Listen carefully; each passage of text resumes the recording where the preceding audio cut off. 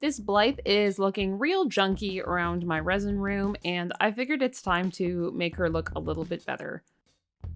I've never done one of these customizations before, so you, me, and this Blythe are all a little bit freaked out about it, if we're gonna be honest.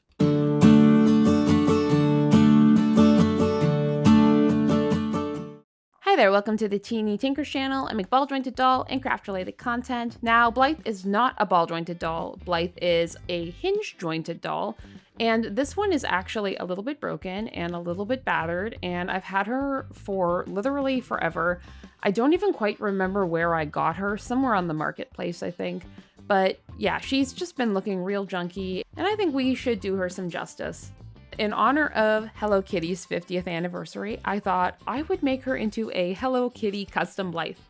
As I mentioned, I've never done one of these customizations before, so I'm kind of learning as I go. This means I'm following along with a tutorial on YouTube to try and figure out how to take this thing's head apart, so if any of this looks wrong, I'm sorry, it is what it is. This is what the internet has told me to do. Once I've got the screws out and I've successfully split her head in half, which is kind of sad, I can now see the inside of her head, and this is actually terrifying to look at. Like, I was not expecting it to be this creepy. It's also kind of creepy that the eyes are still moving when it's disconnected. But I'm planning on making this a full customization, even though it's my first one.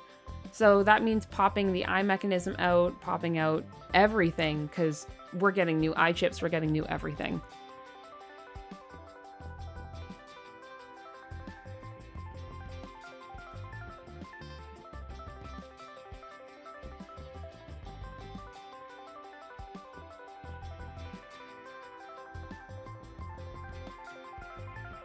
Eyes are officially out.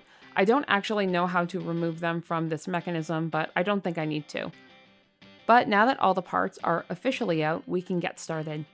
I'm going to get started with her face, and I'm going to actually be removing the face up and carving her. So some people will sculpt on top and some people will carve them down, and I decided to carve down.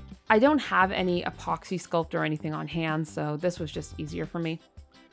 Also, this is my very first time using plastic and sanding plastic, and I have to say that it is a miserable experience. It is so hard to make it not have scratches in it. Resin is so much easier to work with. This was a true pain in my butt.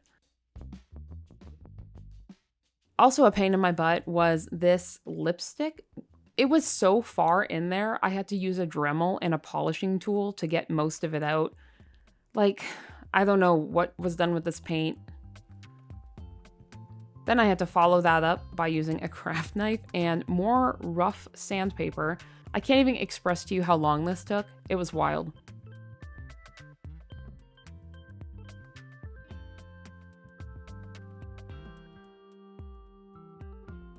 Now that I've got her basically blank, I'm going ahead and drawing on the modifications I want to make with pencil. This rubs off and can be sanded off anyway, so this is no issue. I want to change the shape of the eyes as well as add in some creases and change the shape of the lips and make the chin a little bit poutier.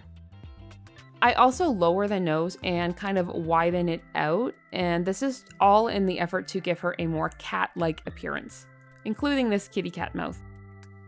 Also, about halfway through, I realized it was working a lot better to do the big cuts with my craft knife, and eventually I end up with something quasi-smooth.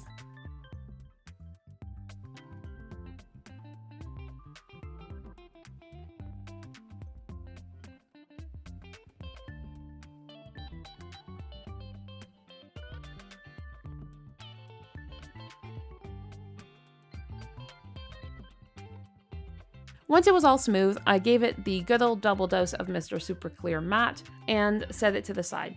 While that's sitting to the side, I'm going to get started on the rest of the customization. Starting with this wig. A lot of customizers mentioned getting new scalps and doing it that way, and I simply do not have the time or patience or will to wait for a new scalp to come in, so I'm just going to reuse this one. The best way I could figure out how to do it was to cut the hair down super duper short so that I can put the wig on top of it. Also, this was the method for removing eyes I saw. You basically heat the end of a glue stick and then stick it to the eye chip, let it cool for 5 to 10 minutes, and then they pop out when you pull the glue stick. And it does work.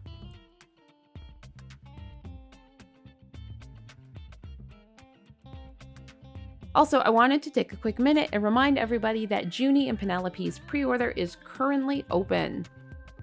She's only going to be available until March 6th, so if you want to grab one, now is the time. There's more information over on my website. But back to the wig I was doing.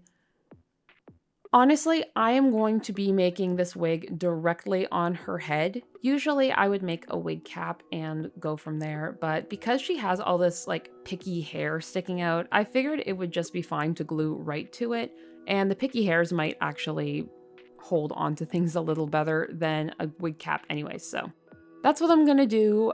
Probably isn't the best way to do it, but it's the way I did it and it does work. Also, shout out to my friend Eva for these little glue gun finger protector things. I use these all the time. They are my favorite.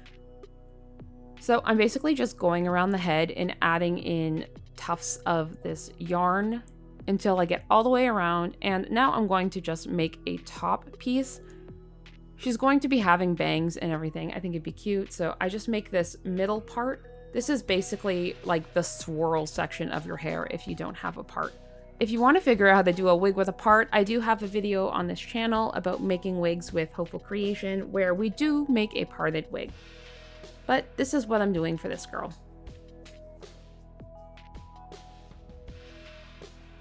One thing I haven't done in a wig before, even with Hopeful Creation, is doing magnetic buns. I've always done them styled directly onto the wig.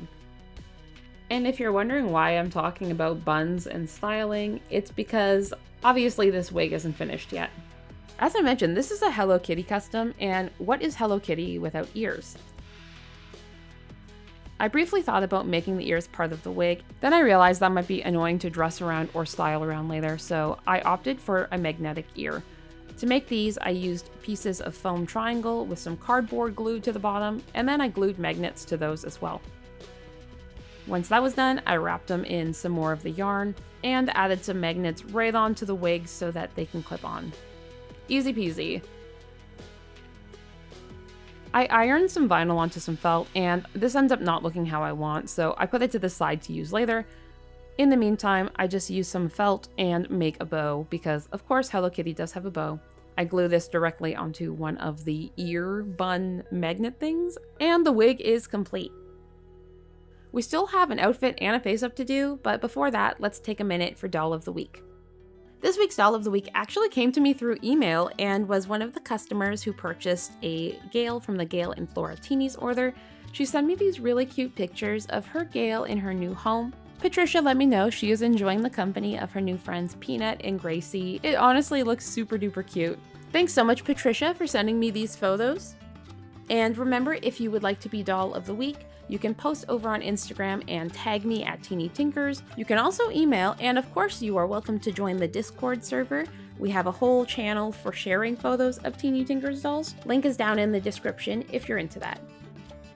With the wig complete, I'm moving on to the eye chips. You can see here that I've removed them all now. I actually missed a set and they're still in there, but we're just going to ignore that for now. I printed out some random free bases I found on Google Images. Now, usually I would make my own, but I really did not know how, and I was just hoping to make them functional. I didn't want to put in anything too thick and it get ruined, especially because the chips I pulled out were definitely not reusable. So I made the executive decision to use UV resin to create the tops. They are pretty flat on the top, and that's because I was worried about doming them and them not moving through the eye mechanism. These turned out okay though, and it still worked, which was my biggest concern. Alright, I'm going to be starting the face up, and honestly, the first part of the face up for me is the eyelids. I see a lot of people paint very intricately on these eyelids, and while I kept mine a little more simple, I definitely wanted to make that part of this customization. After painting them white and blushing it with a little bit of pale pink, I painted some little Hello Kitties and some hearts on there in red. But it's time for the main event, the face up. I'm starting with my pan pastels, and I'm still dying to get the rest of the set so I don't have to use my Mungios anymore. But for now, that's what's happening. The pan pastels honestly blend so much nicer, and I just wish that's all I had. I gave her my pretty standard BJD style face up as far as the way I do my undertones.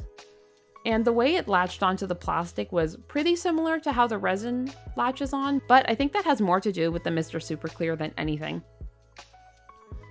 I decided on some light brown eyebrows and some very blushed cheeks. And fast forward to some cat eyeliner, some dark eyebrows, and some lashes.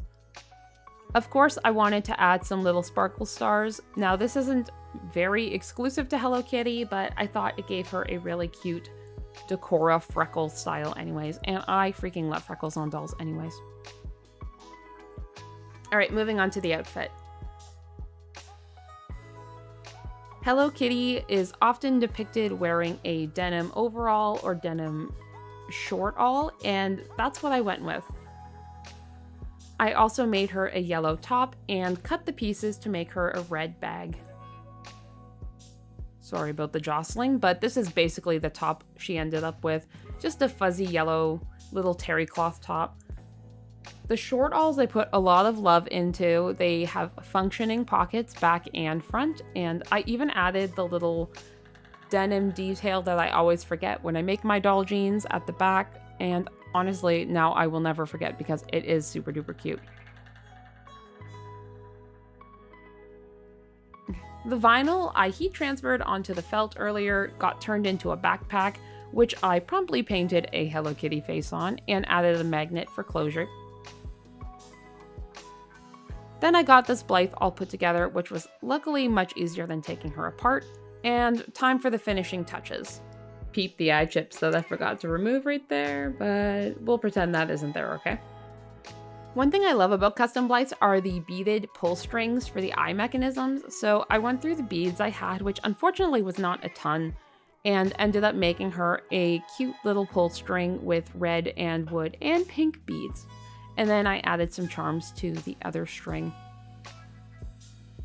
The good old bead bin is definitely in need of a refill because I went ahead and made so many necklaces and bracelets for my last custom. If you haven't seen my last custom, I did a Decora themed BJD custom of Junie. Actually did her based off of a fashion YouTuber called Cybergirl, and it turned out really cool, but it did use all of my beads.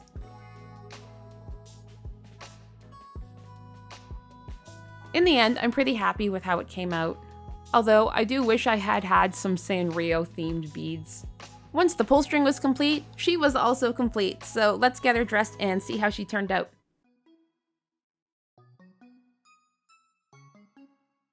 Okay, I'm not too mad. Like I mentioned, this is my first Blythe custom, my first time painting one, carving one, making hair for one, and I'm really not mad at how she turned out. I think my next Blythe customization would be even better, and honestly, I'm pretty excited to try again in the future. It was also a really fun way to celebrate Hello Kitty's 50th birthday. Let me know down in the comments what you think and if you want to see me customize any more Blythes or other Playline dolls. If you're already subscribed, thanks so much for subscribing. If you're new here, I hope you like the content and consider subscribing. As always, I hope you have a fantastic day. Bye!